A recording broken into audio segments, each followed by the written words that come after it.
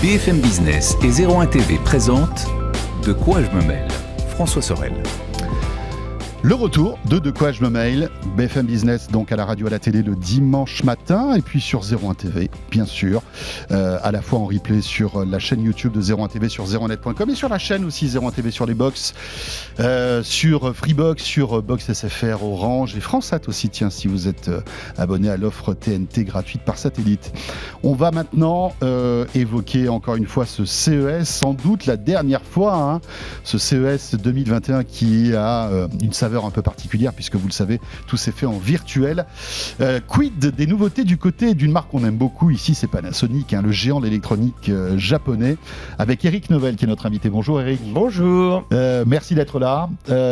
D'habitude, c'est vrai que chaque année, on se retrouve du côté du stand, pas très loin du stand Panasonic au CES de Las Vegas. Et bien cette fois-ci, c'est ici, à Paris, dans le 15e. C'est comme ça. En espérant qu'on puisse se retrouver l'année prochaine. Je ne pensais pas regretter le CES. Mais voilà, c'est vrai. C'est vrai que pour tout vous raconter, c'est le CES, on le vit, et quand on y est, au bout d'un moment, on traîne un peu des pattes parce que c'est très fatigant. C'est une charge de travail énorme, à la fois pour vous, des marques comme les vôtres, mais aussi pour nous, journalistes, même si c'est passionnant. Et cette année, ça nous manque. C'est une course de fond sur 6 jours. C'est ça. Entre les journalistes, les nouveautés, les clients, le public. Bien sûr. Et c'est vrai que c'est assez répétitif, mais finalement, on s'y habitue. Ça nous manque. Et quand on ne l'a pas, voilà. Exactement. Surtout qu'on n'avait pas eu l'IFA. Ça nous manque presque autant que les restos, tiens, au passage. Et c'est vrai qu'on n'a pas eu l'IFA aussi, le grand salon de la rentrée à Berlin. Eric, avant d'évoquer les nouveautés de ce CES, parce que même si ça a été un CES, on va dire virtuel, Panasonic en a profité pour annoncer pas mal de nouveautés. Un mot sur cette année 2020 qui vient de se terminer. C'est la question que je pose à tous les porte-paroles de l'électronique grand public que je reçois dans De quoi je me mêle. Ça a été une année, j'imagine pour vous, assez intéressante, parce que Panasonic, on les connaît dans la télé, on vous connaît dans la télé, et on sait que l'année 2020 a vu l'explosion des ventes de télévision, vous confirmez ? Alors je dirais plus en général l'équipement de la maison. L'équipement de la maison, d'accord. Puisque, télé compris, mais pas que ça. Chez Panasonic, on a beaucoup de catégories. Ça va de la télé ou tout ce qui tourne autour du salon, mais bien tout ce qui tourne autour du bien-être, la beauté, et puis également l'équipement de la maison avec toute la climatisation, les pompes à chaleur, l'équipement. Donc comment recréer son cocon avec les nouvelles technologies, et ça a vraiment explosé sur l'ensemble de ces technologies. Et tous ces segments du marché ont explosé ? Tous ces segments. Alors la climatisation, c'est quand même une tendance de fond, puisque le climat, réchauffement, mais c'est aussi... Étant donné qu'on arrive souvent à dépasser les 40 degrés à Paris maintenant en été. Exactement, donc c'est devenu vraiment un équipement qui est nécessaire, et poussé aussi sur la partie pompe à chaleur par l'empreinte écologique, puisqu'on a des solutions qui sont quand même en termes de consommation électrique très basses. Donc ça, c'est comme une tendance de fond. Donc on équipe sa maison, on n'hésite pas à dépenser une certaine somme d'argent pour avoir un confort et une basse consommation. Et puis il y a tout l'équipement autour du salon, puisque à cause du confinement, on est obligé de passer plus de temps. Je ne sais pas si tu en as parlé, mais le temps passé devant la télé, c'était 3h30, 3h40. On a dépassé les 4h40.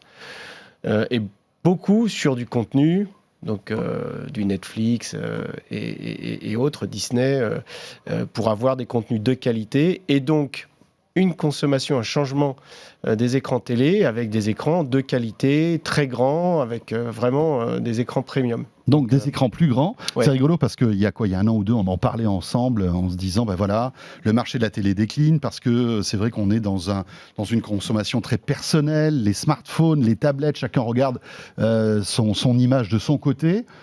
Et là, le confinement a réinversé la vapeur et a fait repartir en fait l'écran de télé qui finalement est loin d'être mort. Et en plus, ce sont des écrans de plus en plus grands. Alors c'est un phénomène mondial. Oui, c'est un phénomène mondial, bien sûr. C'est un phénomène mondial, c'est pas qu'un phénomène européen. Toutes les marques en ont bénéficié. Un chiffre simple, il s'est fait entre 500 et 700 000 télés en plus en France. Donc on a dépassé les 5 millions de télés cette année, avec un pic de consommation post-confinement qui a été très très important. Et l'impact du Covid, c'est pas uniquement sur l'envie des gens de s'équiper, mais aussi c'est tout un écosystème de l'électronique qui a changé. puisque l'impact du Covid sur les chaînes de production chinoises ont impacté aussi la capacité des marques à s'approvisionner de manière régulière. Donc, ça a été tendu l'année dernière ? Ça a été très tendu, ça continue à être tendu. On se rend compte là que quand on commence à changer un petit peu les habitudes entre la production et puis l'approvisionnement des produits de Chine vers l'Europe, il se crée une dérégulation très, très compliquée et on a sur de nombreuses catégories aujourd'hui encore des niveaux de rupture importants. D'accord. Quelle est la taille moyenne d'un écran aujourd'hui que les Français achètent ? Alors, on dit que la taille standard du salon, c'est entre 50 et 55 pouces. C'était encore 40 pouces il y a quelques années. C'était encore 40 pouces. Bon, maintenant, c'est à modérer. Ça dépend. Là, on a vu aussi un gros équipement dans la première partie du confinement sur les petites tailles d'écran pour les chambres. Pour les chambres, voilà, d'accord. Pour les chambres ou les pièces annexes. Donc, on est dans puisque le prix moyen d'une télé, c'est aux alentours de 500 €. Et un écran de salon, on va dire de qualité, on va dire que ça tourne autour des 800, au-delà de 800 €. Donc tous les segments ont gagné. Équipement de seconde, troisième pièce, et puis on change également l'équipement de salon. On se fait plaisir, on investit dans les nouvelles technologies, il y en a plein, et des écrans de grande qualité. C'est-à-dire qu'on investit mais plus, c'est-à-dire qu'on va peut-être faire un effort supplémentaire pour se dire, bah tiens, comme je vais plus au cinéma, comme je vais moins au spectacle, comme machin, bah, l'argent que je récupère finalement parce que je ne sors plus, je vais l'investir dans une télé un peu plus grande, peut-être plus belle avec une technologie, peut-être avec un petit home cinéma derrière, etc. pour se recréer, comme vous le disiez, ce cocon finalement. Alors on est sur des écrans qui grandissent, hein, c'est sûr, parce que les prix aussi baissent sur les très grandes tailles d'écran, mais globalement on a été plutôt sur une tendance de produits premium, donc on a été rechercher de la qualité d'abord. Donc de l'OLED, puisque c'est donc de l'OLED, ça fait partie de votre premium, hein, l'OLED. Avec eh bien, voilà, ce qui fait la particularité de Panasonic, hein, le traitement d'image. Et vous êtes aujourd'hui, c'est une réalité, hein, souvent dans le top 3 des meilleures télés, en tout cas haut de gamme, du moment. L'OLED a bénéficié de cette tendance. L'OLED a fait mieux que le marché, il a fait plus 20, et le marché a fait à peu près plus 15. Donc on est sur vraiment un équipement très premium des gens. Très bien. Alors les nouveautés de ce CES, alors on va évoquer les télévisions.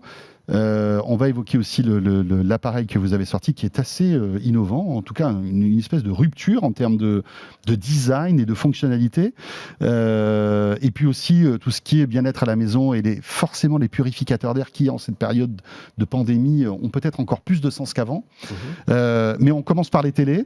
Ouais. Rupture technologique cette année, la télé, ou on est toujours dans cette continuité Qu'est-ce qui se passe ? Qu'est-ce que vous avez présenté lors de ce CES ? C'est vrai que l'angle de communication des marques a changé pour le CES virtuel. C'est-à-dire qu'habituellement, quand on reçoit des journalistes ou du public sur les stands, c'est facile de démontrer des nouveaux produits qui sont différents de la télé. Il y a plein de choses à montrer en son notamment.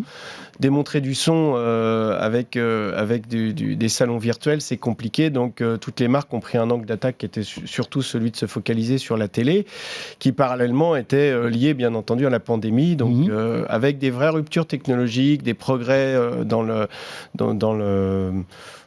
technologies, dans le traitement d'image, et puis surtout des télés qui correspondent aussi à la sortie de consoles de jeux, qui ont été très orientées gaming.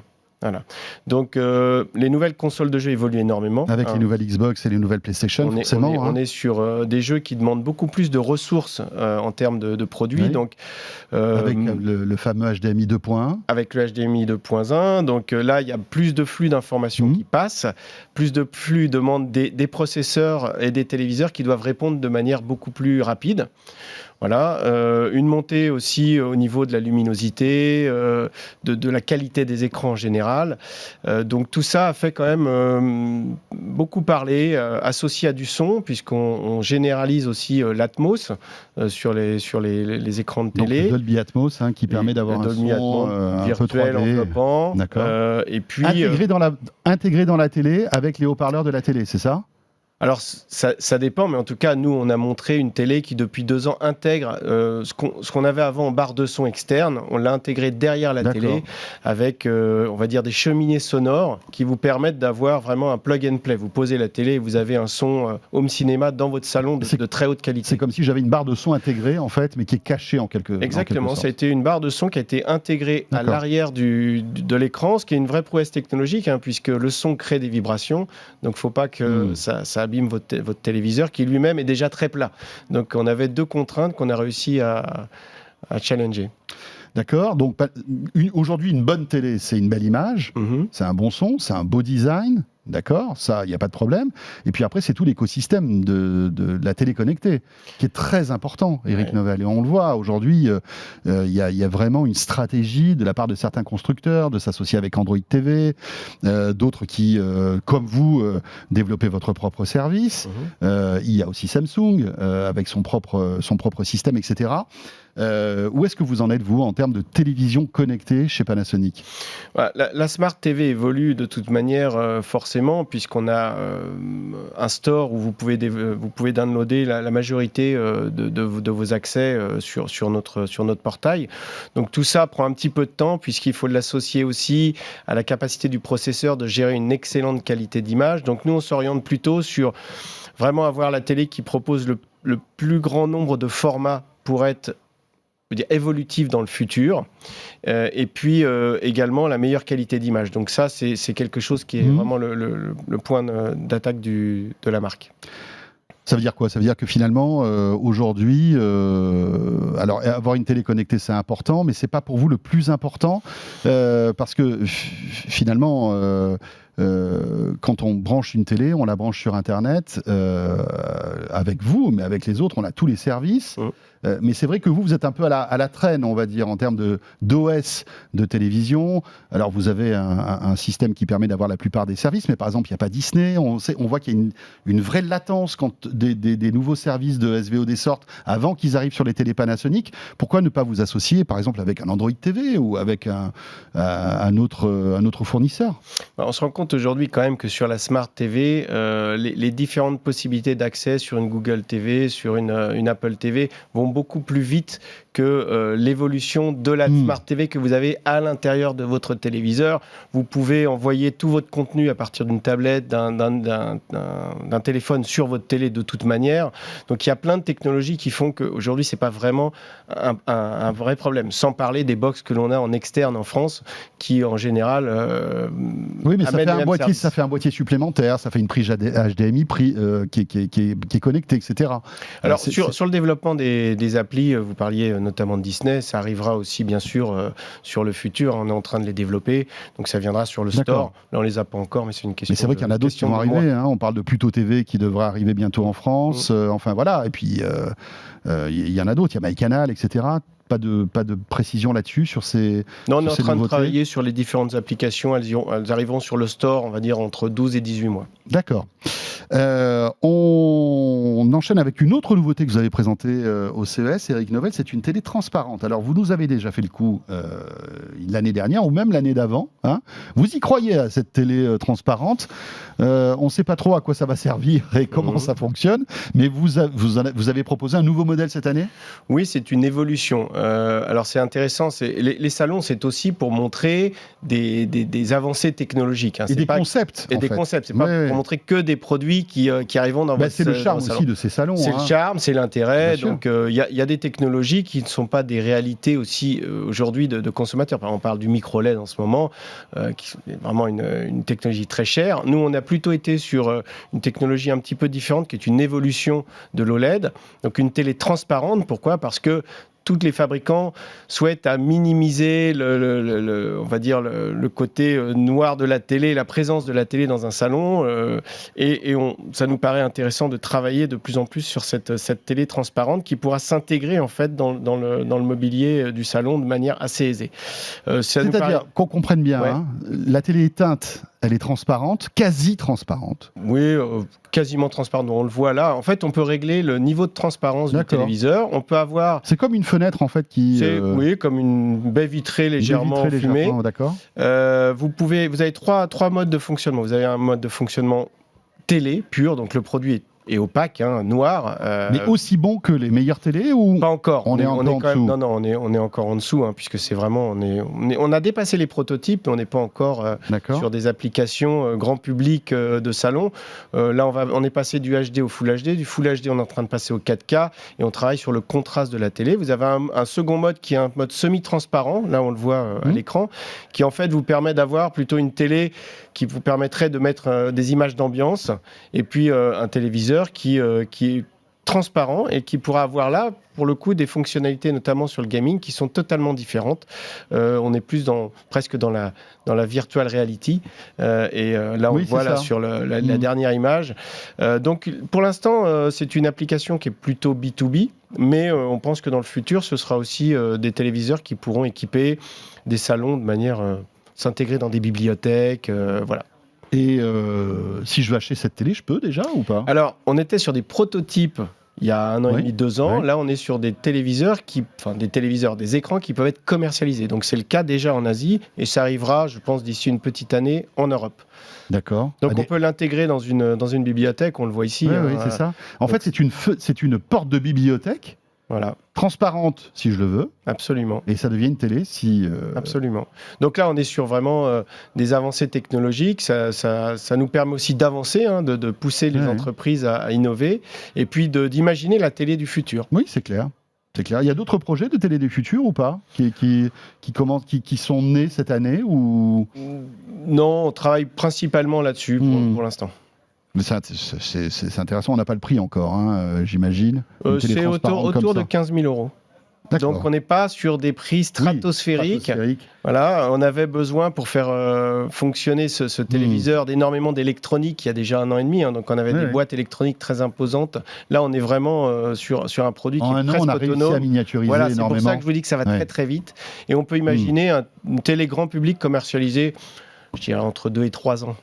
Eric, vous êtes venu avec un autre produit que vous avez annoncé au CES. Alors là, on quitte la télé, mais on reste dans le monde de l'image. Alors, on le sait, Panasonic, avec la marque Lumix, fait de très beaux appareils photo, avec divers gammes, etc. Et là, vous avez lancé quelque chose qui est assez en rupture par rapport à ce qu'on voit. De quoi s'agit-il ? On travaille depuis très longtemps avec Lumix sur la partie vidéo. On a d'abord démarré sur la partie photo, puis on s'est rendu compte qu'en l'usage, on prenait de plus en plus de vidéos, donc on avait des produits très très vidéo. Mais quand on fait de la vidéo, finalement, les gens qui travaillent de manière soit professionnelle, soit experte sur la vidéo ont des viewfinders, des écrans à l'arrière, des batteries qui finalement prennent beaucoup d'espace et de poids et viennent accessoiriser ces produits. Donc on a des produits qui sont assez imposants, assez lourds. Donc là, on est vraiment dans une vraie révolution de la captation vidéo. On a vu là sur les images, on est sur des captations qui se font via drone. Alors, pour tous ceux, parce que c'est vrai qu'on est en radio et en télé, donc c'est juste pour décrire pour tous ceux qui nous écoutent simplement, on a un boîtier carré, imaginez... une grosse GoPro, voilà, une très grosse GoPro. Exactement, on est sur une grosse GoPro. Alors pourquoi ? Parce que le capteur, bien sûr, n'a rien à voir. Et puis tout autour du produit, il y a en fait des slots qui vous permettent d'aller accrocher, plugger tous les accessoires dont vous avez besoin pour faire de la vidéo experte ou pour accrocher ce produit-là sur un drone, avec le gros avantage de ce qu'on trouve sur un appareil photo, c'est-à-dire avoir une multitude d'objectifs qui correspondent à votre usage. Je peux, tout comme sur les Lumix, installer des objectifs interchangeables, Vous avez toute la gamme des objectifs Lumix qui existent aujourd'hui. Parce qu'aujourd'hui, avec des GoPro, on fait de très belles images. Là, on est dans un autre, dans une autre sphère. Oui, on est dans une image qui est beaucoup plus experte. Et puis surtout... C'est du pro ou pas ? C'est du pro expert, oui. Pour les gens qui veulent aussi aller en reportage sur des salons, donc on est sur des cibles, les journalistes, les photographes semi-pro, les experts de vidéo, les vlogueurs, énormément de possibilités. On a la facilité aussi de le mettre en captation vidéo sur tout ce qui est en mouvement, de manière beaucoup plus simple qu'un appareil photo ou une caméra traditionnelle. Voilà. Et puis on est sur des produits extrêmement légers et très compacts. Donc quand parce on que voyage c'est gros, beaucoup, c'est imposant, mais c'est relativement léger, c'est ça? Oui, c'est assez léger. Ça fait moins de 500 grammes. D'accord. Et est-ce qu'on peut faire du streaming avec ça? Alors on peut faire du streaming. Par exemple, j'ai mon drone et je veux retransmettre en direct. On peut faire du streaming. Il y a toutes les connexions Wi-Fi, toutes les connexions à distance. Et vous pouvez connecter aussi jusqu'à 12 caméras en rafale avec cette même technologie. Donc vous pouvez avoir aussi des montages vidéo qui sont très intéressants. Donc on va dire, après vous allez nous parler du prix, mais j'imagine que c'est réservé vraiment aux passionnés de l'image, que ce soit pour des drones. Là. Alors si vous êtes avec nous en vidéo, on voit effectivement des images assez impressionnantes, professionnelles. Hein. On imagine que même pour le cinéma, ça peut être des solutions légères impressionnantes. Exactement, ça ouvre vraiment des solutions de captation dans des situations très compliquées, très extrêmes. On a besoin de produits légers et très performants, au-delà de ce qu'on peut avoir sur des action cam. La réalité virtuelle, on le voit, etc. Mais vous parlez des vlogueurs, etc. Mais en général, on a tous des smartphones qui font de plus en plus belles images, on est d'accord, qui suffisent pour la plupart du temps pour les réseaux sociaux. Est-ce que vous pensez malgré tout qu'ils vont être prêts à avoir ces trucs qui sont quand même un peu plus gros, un peu plus imposants, un peu plus lourds? Ça dépend vraiment des contenus qu'on cherche. Si c'est juste un contenu assez simple de vlog, de discussion, bien entendu, tout ce qui existe aujourd'hui, les smartphones, les tablettes le font vraiment bien. Là, on est plus vraiment sur de la captation, de la post-production pour avoir des contenus qui sont beaucoup plus aboutis. Après, il y a toute une série d'accessoires, il y a des écrans, etc. Donc, il y a tout un écosystème autour de ce nouveau produit. Exactement, il y a tout un écosystème. L'objectif principal étant justement d'avoir une gamme de lentilles qui permettent vraiment d'avoir une utilisation experte. Ça coûte combien, Eric Novelle? Ça coûte aux alentours de 4 000 €. Et qu'est-ce que j'ai pour 4 000 €? Excusez-moi, j'ai eu un petit blanc. Je me suis arrêté. 4 000 €. Ah oui, il faut être vlogueur, voilà, c'est professionnel. Et pour 4 000, qu'est-ce que j'ai? Vous avez les objectifs de base et puis la boîte, le boîtier, les batteries, quelques accessoires qui vont avec. Et l'écran, c'est en option? L'écran, c'est en option parce que de toute façon, les vlogueurs ont des écrans bien spécifiques et ils veulent s'équiper des produits qu'ils ont vraiment souhaités. L'objectif étant d'avoir un produit de base et pouvoir l'accessoiriser. Très bien. Dernier volet, parce que c'est vrai qu'on connaît aussi Panasonic sur tout ce qui est, vous le disiez tout à l'heure, bien-être, etc., climatisation et purificateur d'air. Vous avez présenté des nouveautés aussi, je crois, au CES à ce sujet. Oui, alors beaucoup de produits existent en Asie. Et bien avant la pandémie d'ailleurs. Bien avant la pandémie. Donc, comment on peut expliquer d'ailleurs cet engouement pour ces produits en Asie et pas du tout en France, ou en tout cas beaucoup moins?